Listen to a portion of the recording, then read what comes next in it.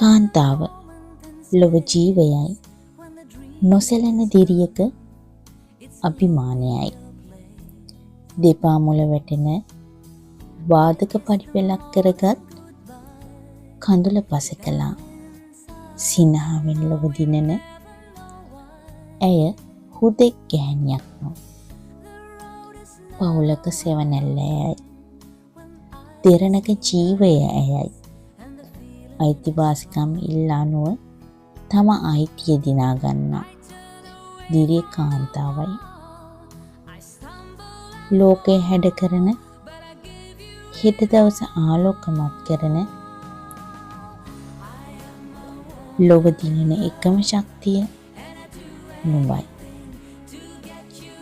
ජාත්‍යන්තර කාන්තා දිනයට උණුසුම් සුබ පතමි.